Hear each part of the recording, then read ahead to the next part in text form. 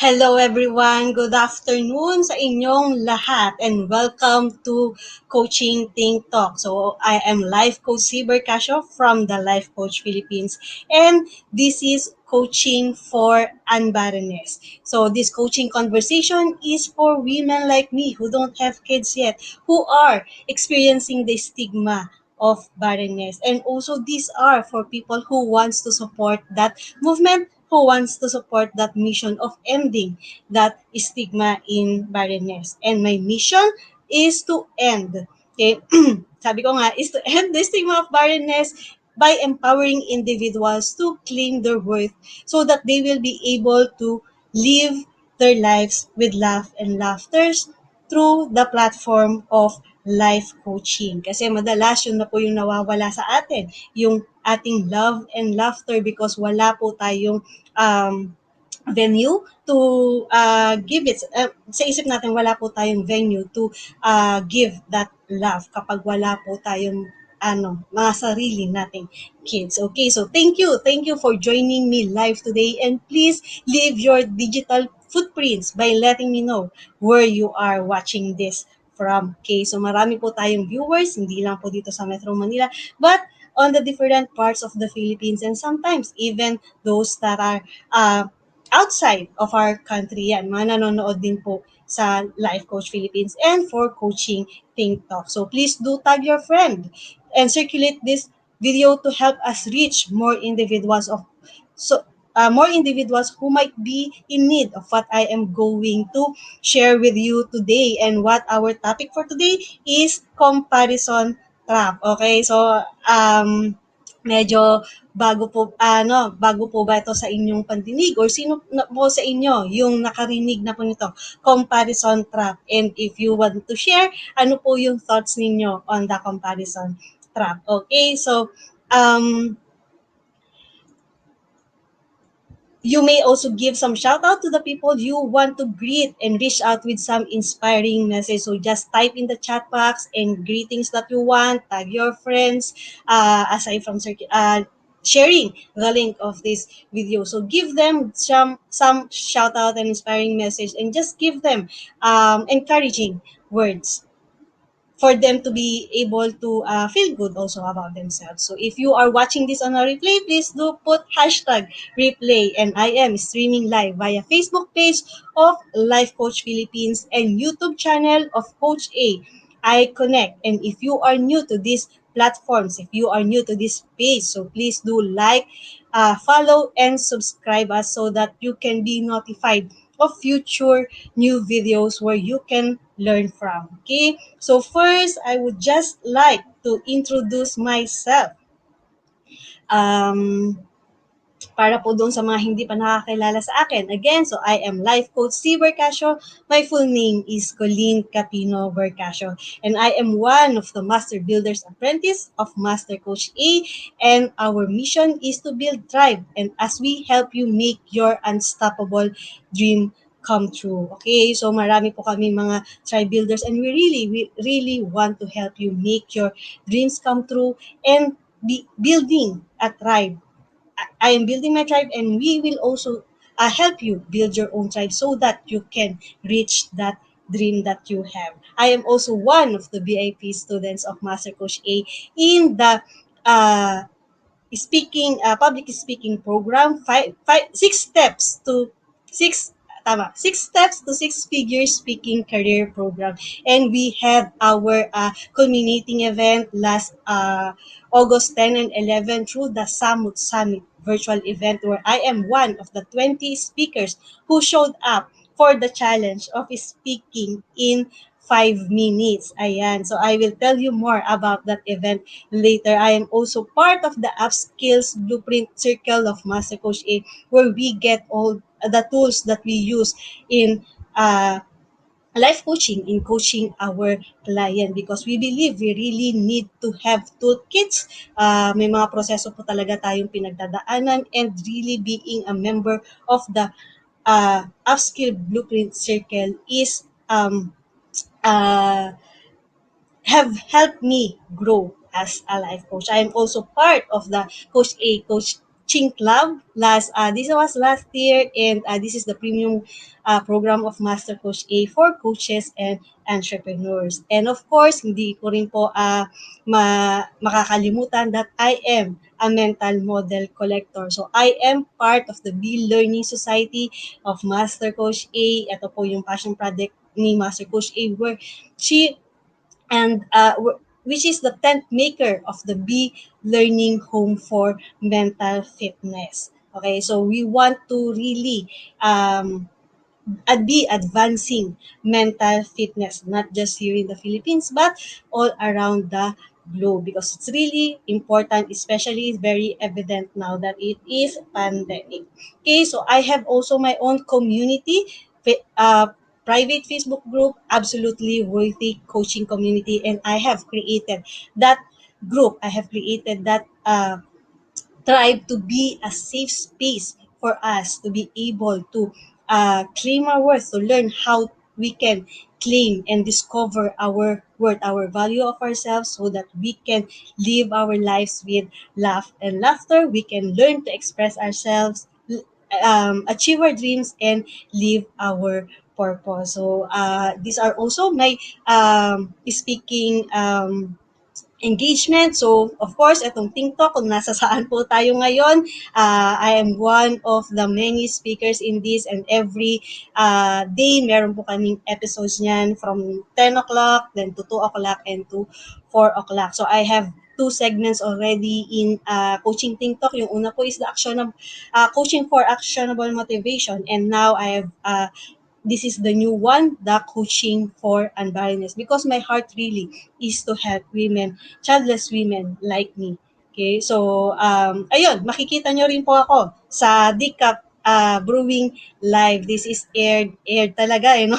This is aired every 12 noon. So every day meron din pong different speakers who are discussing or sharing their knowledge, sharing their inputs on mental preparedness. So that is every 12 noon at the Cup Coffee Republic page. So I hope that you will join us in this schedules, in these learning opportunities for you every day. Okay, so before I proceed with what I'm going to share with you. So reminder again, let us be intentional in spending our time. So ito pong pagsasama natin ng isang oras, almost 1 hour this afternoon. So let's be intentional and in getting our pack my bag moments. So ano ba tong hashtag pack my bag moments? Okay, so these are our key takeaways or ideas that resonates with us, the wisdom that touches our hearts, na parang something na nag-click sa atin, and it has some effect in us and how we perceive ourselves, how we perceive the world, and it is something that can really help us.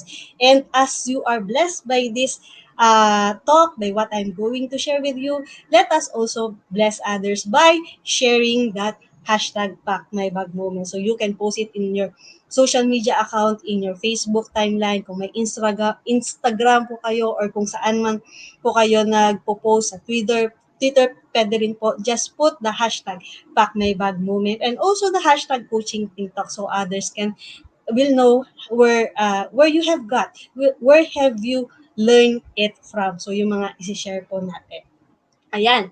Again, so ang topic po natin is comparison trap. But first, let's define what is comparison. Okay, so before that, sa totoo lang, we really compare ourselves to others. It's our one of the default ways that we see the world, because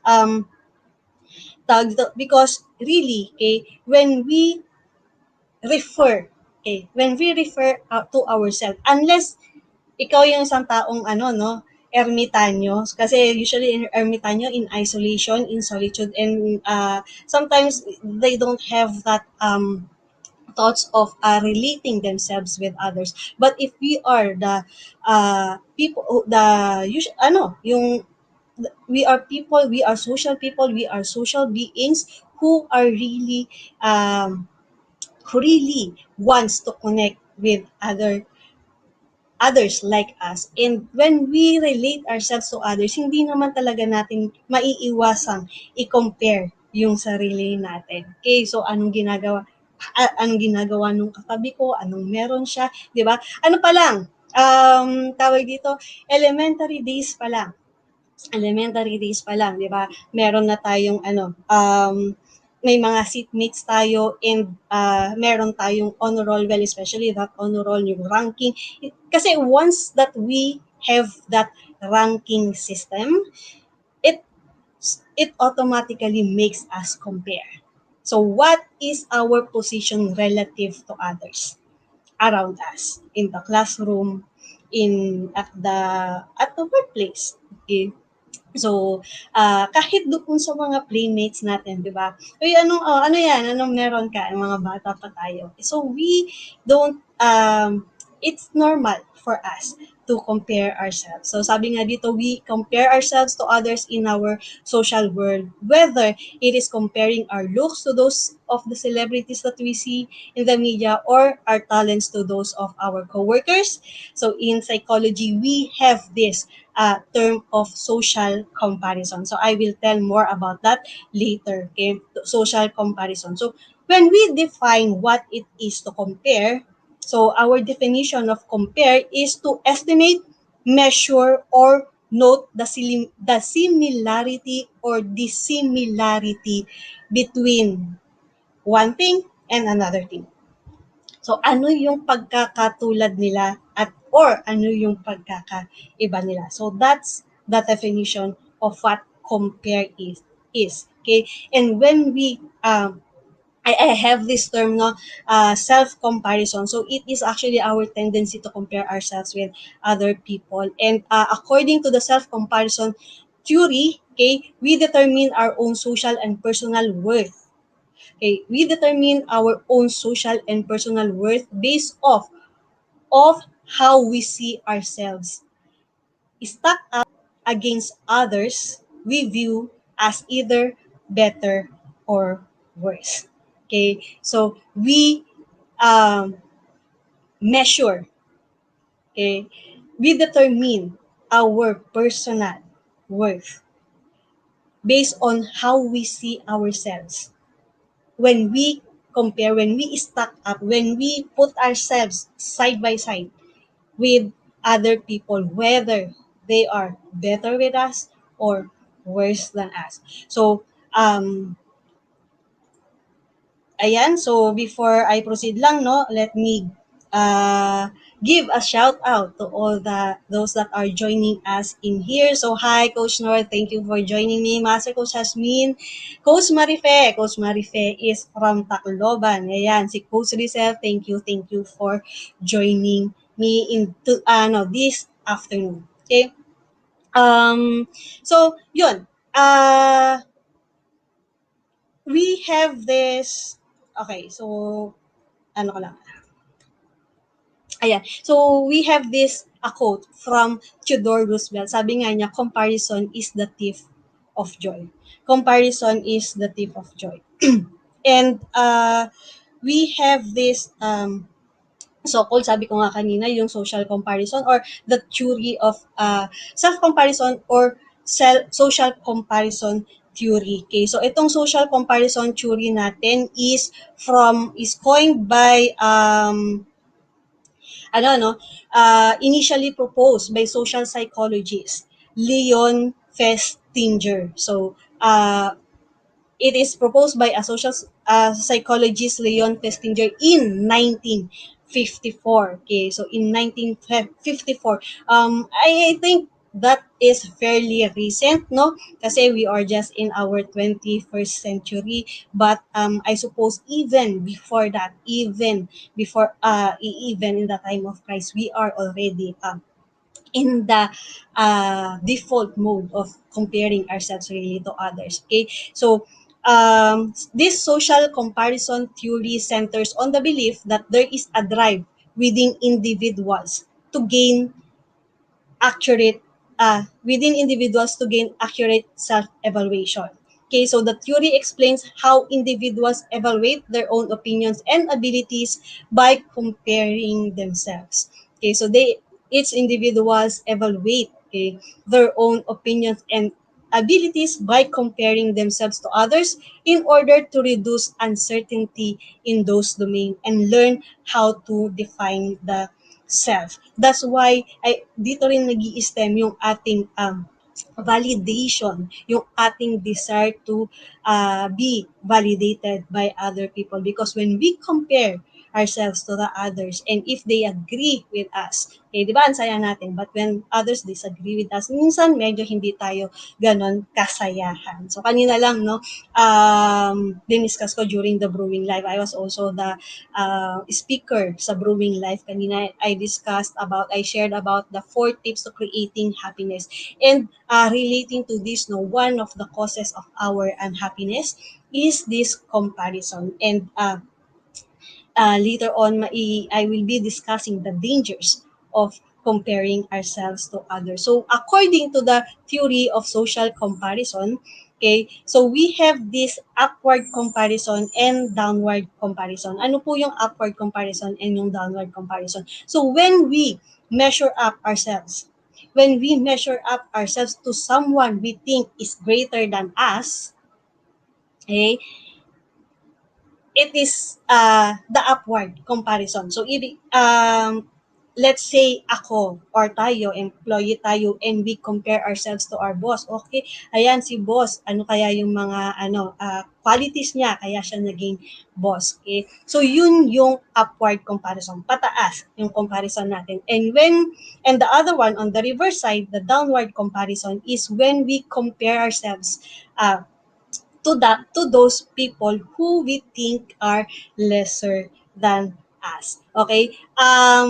Marami akong pwedeng banggiting example dito, kaya lang baka marami din sa inyo yung matrigger. So if you could share kung ano yung sa tingin nyo, yung mga downward comparison na nangyayari sa atin or na-experience nyo na. Okay? So I would be really glad if you could share it in our chat box below. Ayan. So Coach Marife, thank you for tagging your friends. This is really very helpful for us to be able to to be able to gain that self-awareness, self-confidence that we really desire for ourselves. Okay? Sabi ni Master Ko Hasmin, no, people desire validation because they think they can't handle being rejected or disliked. So, ayun, nandun na agad yung how we relate to others. And when we are rejected or disliked, okay, so feeling natin, yun nga, nandun na yung sense of comparison that we are not better, or we are worse than other people. Okay, so people compare themselves to those who are better when they want inspiration to improve when they want inspiration to improve. So this is the upward comparison, and they compare themselves to those who are worse when they want to feel better about themselves. So ulitin ko lang po, people compare themselves to those who are better when they want inspiration to improve themselves, and they compare themselves to others who they think are worse than they are when they want to feel better about themselves. So let's just check ourselves. So, tanungin natin yung sarili.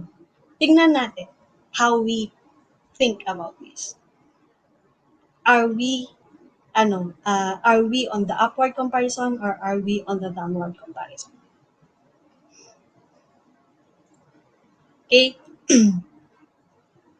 So, tawag doon, if this is something that is resonating with you, or something that triggers something in your mind, then and you want it to be processed, then you can just connect with us. We do offer free coaching, complimentary coaching session, and I can help you process those thoughts or those things that are happening with you. Okay, so there are actually benefits of ano naman, of comparison. There are benefits and dangers of comparison. So one benefit of comparison is that in some ways, self-comparison can be helpful. Comparing yourself to others may motivate, inspire, or drive you to make improvements in your own life. So one benefit of comparison is if it makes you feel motivated, it drives you to excel, it it makes you create improvements in your life so that ano, 'di ba? So that ma-attain mo kung sino man yung iniidolo mo, kung sino man yung ina-admire mo na tao, and you want to be that person and you take action to develop kung ano yung mga skills na nandun sa kanila. However, there are also dangers in comparing ourselves to others. And this is what I really call actually the comparison trap. Okay, so kalagay ko nga dyan, caution, let's be cautious. Okay, let's be cautious. Caution, comparison trap ahead. Okay, it's normal for us to compare ourselves with others, sabi ko nga kanina, but let's be very cautious when we compare ourselves to others. Because in some ways, okay, self-comparison can be detrimental to our well-being and especially our self-esteem. And idagdag ko na rin dyan, yung ating self-worth. It will be really damaging with our self-worth. Okay, so some comparisons may make you feel inadequate and less likely to pursue a goal, while others give you confidence and help you boost your self-esteem. Okay, so let's be aware of that. So what are the dangers of uh, comparing ourselves to others? And this is what I call comparison trap. Okay, the first one is yun, it is damaging to your sense of self, especially when the comparison is on the negative side. It is something, sabi ko nga kanina, di ba? It is something that makes you feel inadequate, that makes you feel less worthy, that makes you feel as if there's is something wrong with you. And really, no, if I could just share, okay, my experience, me as a childless wife, okay, wala akong anak. And when I compare myself to others who have their own kids, who were able to conceive, and now, yung mga kaklase ko, meron ng mga may mga anak na, hindi lang isa, hindi lang dalawa, yung iba nakakatatlo na, nakakaapat na. Okay? And when I compare myself to them, tapos iisipin ko, that bakit sila may anak, bakit ako wala? And then, yung that thought of being not worthy, of being worthless, of being broken, that something is wrong with me that needs to be fixed. Andun na. So I will be on my downward spiral. Okay. That was my case before. Okay. Actually, medyo recently ko lang nare-realize na that what makes me really see myself inadequate is when I compare myself to others. Kasi when we say inadequate, automatic ang tanong doon, ano ba yung definition natin ng adequate? Ano ba yung definition natin ng ideal? Ano ba yung definition natin ng dapat? Okay? And then we see ourselves lacking those qualities na kung ano yung somehow for us, what is that perfect person? Or that ideal, wag nang perfect, ideal person na gusto natin. Okay, so sometimes, yun nga, okay, if that um, bring out an inspiration to you, well and good. Pero, yun, if it makes you feel like, lesser, and it makes you feel not so good emotions, let's be aware of that. Let's be cautious of those feelings. Okay? Yung third, sorry, third na pa, second pa lang. Guys, second pa lang tayo. Okay? So the second, okay, danger of comparing ourselves to others is it is damaging to your relationships. It is damaging to your relationships. So yung first case, no? Okay? So yung first case, pag ikaw, either ikaw, compare mo yung self mo sa friend mo, and then makita mo yung friend mo possessing these things na wala ka. And you feel resentful or you feel envy about that. So it may damage your friendship. It may damage your relationship. So it pwedeng pagmulan yan ng yung as in conflict na obvious na tawag doon ay naaway mo siya because of it, or sometimes it has an internal, minsan internal lang, sa sarili mo lang, iniisip mo, uy, bakit may ganun siya? And then, hindi mo ngayon malapitan tong tao na to. Hindi mo ma-approach tong tao na to. Kasi yun nga, feeling natin is we are less than this person. We see ourselves less than this person and we are not worthy. So, ayun, that negative feeling of unworthiness or that negative feeling of resentment and envy, and that may lead to anger in conflict. So it can damage. So beware of this trap of comparison, as it can damage your relationship with others. And the third one is that it might, or it does not really help you with your dreams and goals, in the achievement or of your dreams and goals. Well, it may not be 100%, pero check yourself. When you compare yourself to other people, is it helping you achieve what you want?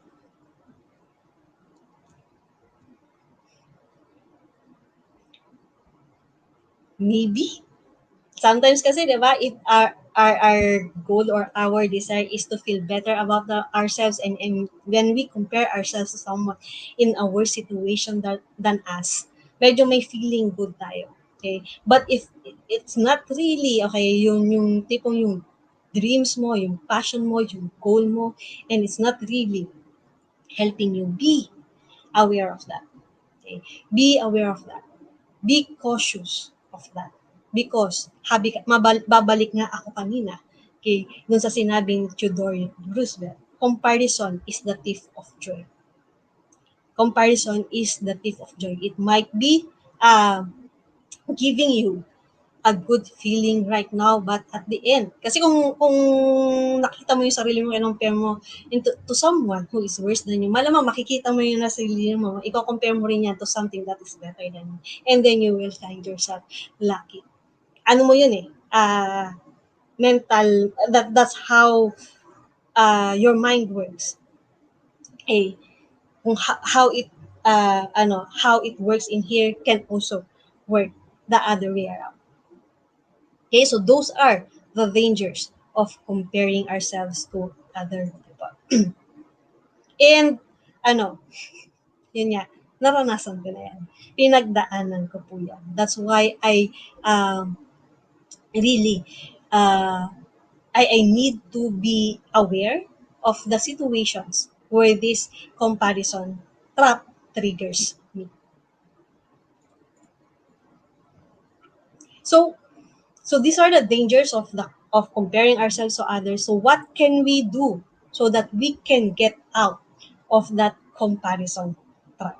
Okay. So what can we do? Kung sino ba yung nakapansin ng image ko kanina ng web and the butterfly. So kanina yung butterfly nasa loob ng web, nasa loob ng trap. So ngayon nakalabas na siya. So how do we get out of that situation?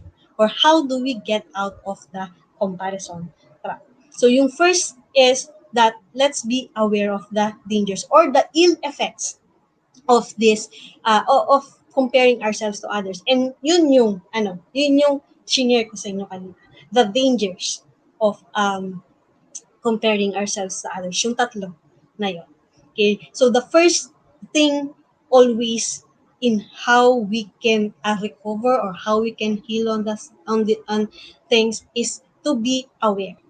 Kasi kung hindi tayo aware or hindi natin tinatanggap, medyo mahirap po nating solusyonan yan. Okay, so first is that we become aware.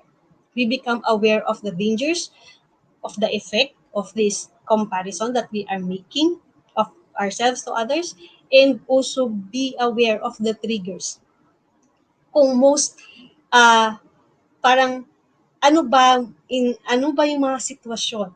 Okay, what are the situations that are most likely, okay, trap us in comparison? Okay, so let's identify that. The second is to define what success looks like to us, what happiness looks like to us. So we have to define that in ourselves. Kaya maglagay tayo ng sarili nating definition. So as I've shared nga kanina, happiness, the standard of happiness is different for everybody. What makes one person happy is not the same things that makes one person happy. And also we've learned here in life coaching and based on experiences on the results that we have. Okay, hindi necessarily na kung ano yung pinagdaanan ng isang tao to make to be successful and kung ano yung definition niya of what being successful is, yun din talaga yung definition ng isang tao or yung pinagdaanan ng another person to attain that success in life. Okay? And when we compare lang ourselves to one another, doon tayo nagkakaroon ng sense of uh, inadequacy or sense of something is lacking from us. So let us define what success means to us, what happiness means to us, what our dreams are, what our goals are, what our own goals are, personal goals are. Okay, so that we can get out of that trap of comparing ourselves to others. And the third way, okay, of the third strategy for us, of course, is to compare less. Okay, compare less and instead of comparing ourselves to others, so let's be more appreciative of what we have, of what others have. Okay, so hindi lang kung ano yung meron tayo, but also let's be more appreciative of what others have instead of uh, desiring or comparing na, uy, may ganun siya, sana may ganun din ako. And that's why, okay, yung expression natin na sana all, wish ko lang lahat tayo may ganyan. Okay? It may be some kind of a humor for us, but let's just check ourselves, okay? Ano yung effect niyan sa atin? What really happens to us when we say those words? Okay? Kasi wishing something na meron tayo and not taking action to have that. And when we find ourselves na, uy, wala ako nun. Ano yung nangyayari sa akin? So ano lang din, beware, caution, warning of that hashtag, sana all. Minsan nga, di ba, hashtag, sana oil.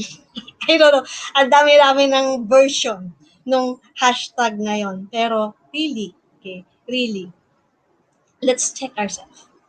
Let's check ourselves. We might be, okay, already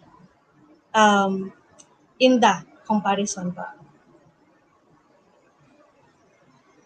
So when we became aware of that, okay, compare ourselves less and appreciate more what others have, what we have in our life. Okay, so these three are what I want to share with you today. So I hope that you get really something from here, because what causes us unhappiness is that comparison to with other people. Sabi ko nga dito, don't let comparison steal your joy. Kung kanina sabi ni Theodore Roosevelt, comparison is a thief of our joy. So then, don't let that happen. Don't let comparison steal our joy. We, again, we cannot, hindi natin mai-eliminate, when that we compare ourselves to others. Ano medyo nasa culture natin yan, yung comparison. Yung school, sabi ko nga, school pa lang, meron na tayong honor roll and it is already in the ranking. And when we say ranks, when we when we rank, di ba pati sa games, leaderboard, kayo nang familiar dito sa mga games, sa mga leaderboard. So, it is already a form of comparison. Okay, so ano yung pinakamataas ang scores, ano yung next, tapos biglang makikita yung sarili mo, wala ka man lang doon sa first page. Ilang pages ba meron yan? Okay. So what does really comparison drives in you? What does it makes you feel? Okay, so let's be aware of that, and let's not uh, let comparison steal our joy.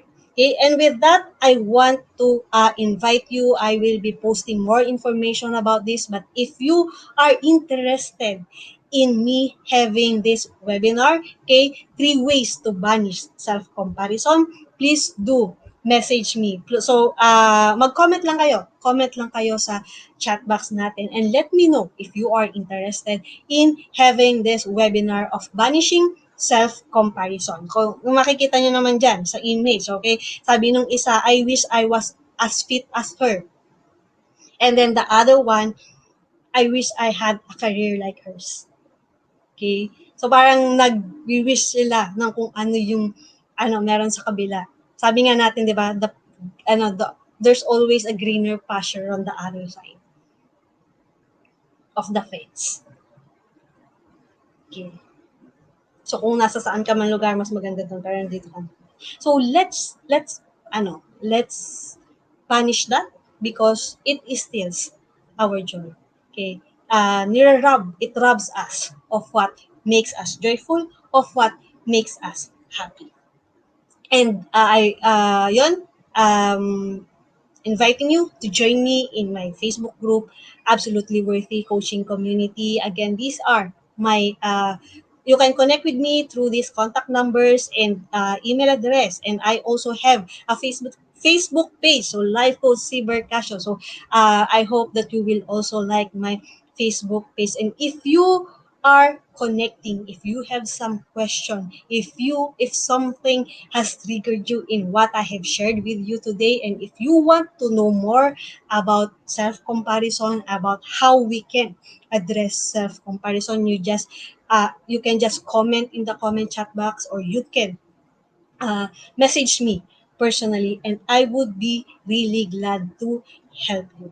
Okay, so thank you. This is the question that I would that I would like to leave you with. What is one thing that creates joy in your life? What is one thing that creates happiness in your life? And if you can identify that one thing, please make more out of it. Make more of it. Okay? Do more of it so that we can uh, we will not be inside that comparison trap. Okay, so inviting you to join us inside the 5-minute talk club.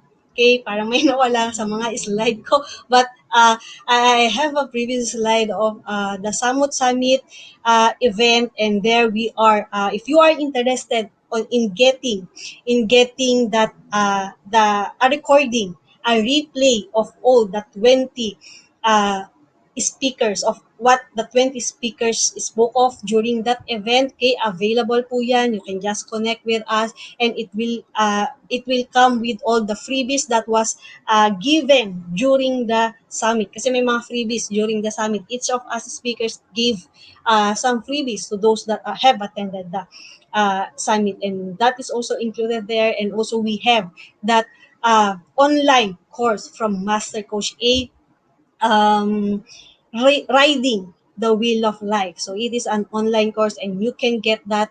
If you want it, just connect with us, message me or message Coach Rizal at 0917-586-1661. And okay, that's why we have this slide. I am inviting you to join us inside the 5-minute talk club. Okay, so yung mga speakers po doon. So after that event, Master Coach A created this private Facebook group, 5-minute talk club. In here, we teach you, okay, the formula that we use on in the 5-minute speech. So there is a formula there, and we will teach that to you in a fun way because we really want to end that fear, that fear of public speaking. Okay, so I am really one of those who benefited from that program. Ako, kung tatanungin niyo ako a year ago, more than a year ago, tatanungin niyo ako kung I will be speaking in front of you. Okay, ako, ano talaga, sasabihin ko talaga sa inyo, I never in my life I will speak in public. But now, I am here in front of you. Speaking, sharing my message, sharing my heart. Ano ba yung ano ba yung nilalaman ng puso ko? Ano ba yung mission ko? Ano ba yung maitutulong ko sa inyo? And I can only really help you when I am able to communicate with you. And that is one of the benefits that you can get inside the 5-minute talk club by Master Coach A. So just search that and join us in the fun. Okay, so public speaking is fun, really. Okay, so it's not it that fear. Let's turn it into fun. So let's end the glossophobia together. And ayan, as I end, so we are nearing the end of our conversation, and as I end this, let me invite you to be part of what we are doing as an organization of professional life coaches. So let me invite you to join us in the Be Learning Society. So if you are not yet a smart holder of the Be Learning e-card and you are still missing the perks that we are enjoying card e-card holder. Okay, so today is the best time for you to take action. So just connect with Coach Rizal through 0917-586-1661. Okay,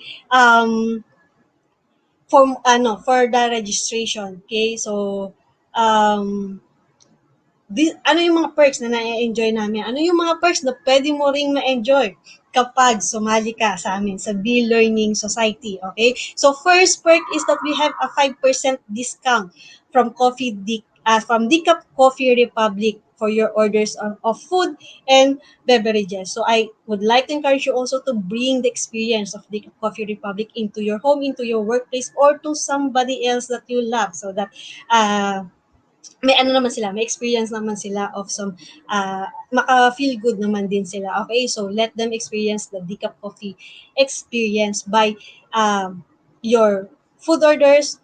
We, tawag doon, tumatanggap po kami okay, ng pick up or delivery of your food order. So yan yung first perk we enjoy, the 5% discount. The second perk we enjoy is to be able to have access to the monthly mental model class of Master Coach A.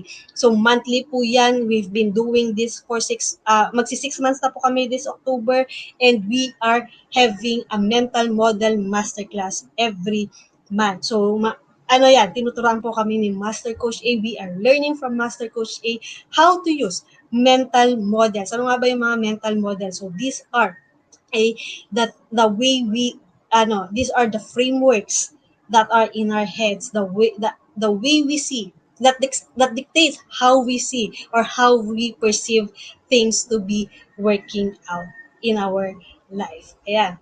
And of course, the third perk that we enjoy as a B-Learning e-card holder is a free 90-minute coaching session with a senior life coach from the Life Coach Philippines. So if you want to experience how it is to be coached, okay, so this is one of the best way for you to be coached by a life coach from the Life Coach Philippines. Join us inside the Learning Society. Okay, so be a member of the Be Learning Society. And save the date for October 30. Sorry, October 30 po talaga yan, hindi po October 23. So save the date for October 30 at 7 p.m. for our next Mental Model Masterclass by Master Coach A. And Master Coach A will share with us, okay, the Thought Leadership Mental Model Mastery. Okay, so learn how the thought leadership mental model and discover how to become a 21st century knowledge entrepreneur.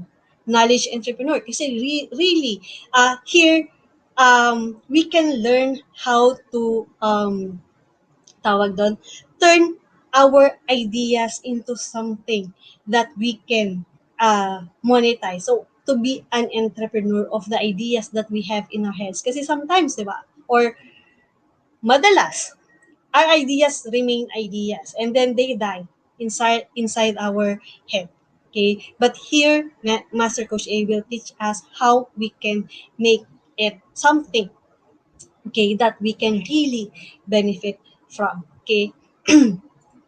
So for more information and registration assistance, connect with Coach Rizel at 0917-586-1661, or you may connect with me as well. You may connect with me as well, and I would be really glad to help you in the registration process.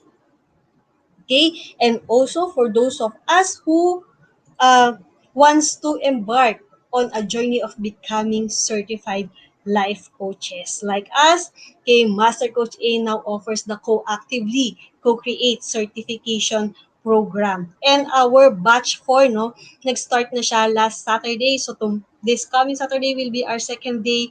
And tawag doon, we do this monthly. Ayan. So, if you want to learn more about this, just connect with Coach Rizel. Okay? So this program, Co-Actively Co-Create, is a CPD accredited course with 40 credit units. So for those of you who are looking, okay, for CPD courses, isa to sa pwede nyong tignan. Okay? It comes with a 40 credit units of CPD. Okay, CPD, ano nga ba yung CPD? So, doon sa mga hindi po nakakaalam kung ano ang CPD. CPD is all about learning new things or refreshing your knowledge by doing new things, and this makes CACC Life Coaching Certification Program the perfect track for your continuing professional development.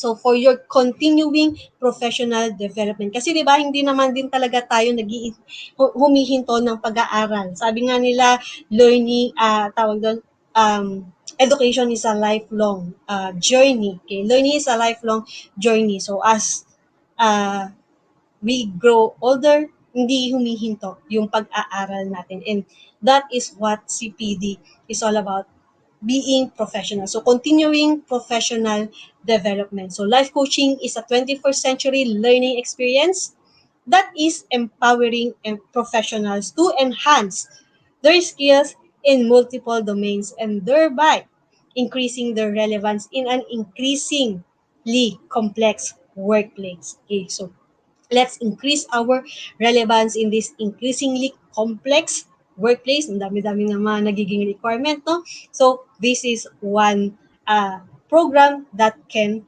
help you with that.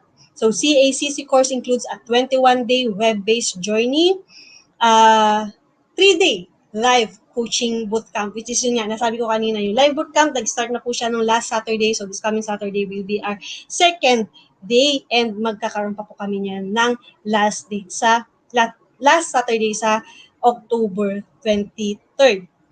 And also, hindi lang po yung dalawa na yan, yung web-based at saka yung live coaching bootcamp with Master Coach A, but it also comes with a 3-day business bootcamp with senior coaching team. Ayan, kasi yun din, yung madalas na tanong natin, so after certification, ano nang gagawin natin? So if you want to learn the business side of it, kasama rin po yan sa course. It also comes with a 3-day business bootcamp.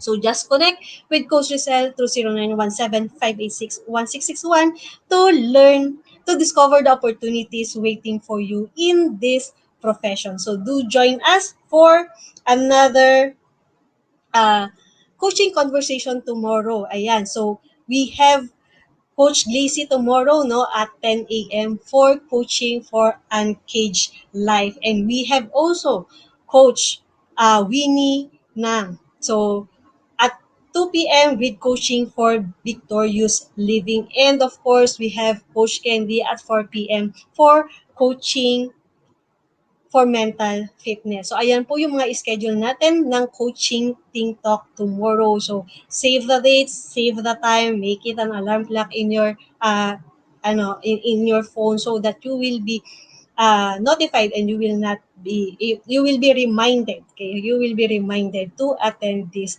uh, talks. Okay, so once again, this is Life Coach Cee Bercasio from the Life Coach Philippines for Coaching Team Talk. Coaches like us think and talk like this. This is us from the Philippines. Love bang boom, love bang boom, love bang boom. Bye and see you all tomorrow.